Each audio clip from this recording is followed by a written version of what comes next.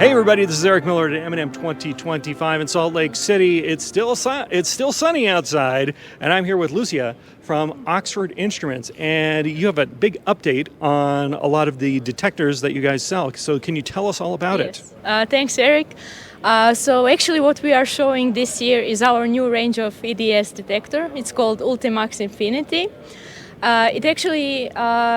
It combines our normal conventional EDS range and also it includes our windowless extreme detector as well. So basically what's new is we wanted to provide more for our customers in terms of complicated analytical tasks. So that means if you're trying to do nano-analysis or even high count rate measurements, we knew there's still room for improvement. So with the new range, what we have changed is basically, first of all, you are getting a lot of more counts, which is useful for any kind of task, from nano-analysis to micro-analysis. More signal means lower detection limits. You can spot easily some small elemental variation. Then what's also new is the way how we process count rate data. So now we have improved the way how we remove pulse pileup.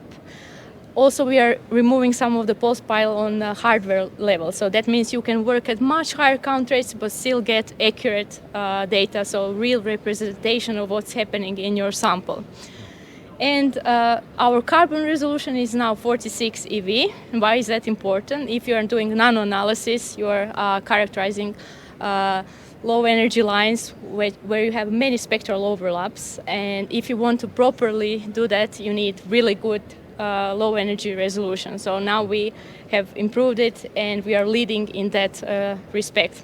Also, let's say the most complicated improvement is individual detector characterization. So nowadays, in our manufacturing, we take each detector on microscope and we characterize it individually. So that means for the spectrum processing and the way how we remove the artifacts is individually optimized for the performance of that detector. So you can get best results from each detector. So no variability. It's really complicated, but it gives you really ideal results from each detector. Does that mean that each detector, as it comes out from manufacturing, will have some minor differences between them, and you're going to calibrate them so that they're all... Exactly. So there's no differences anymore at all. Wow. Okay. Well, that sounds cool. Yeah. Why wasn't everybody doing that before? Well, it takes a lot of years of development. It's quite complicated.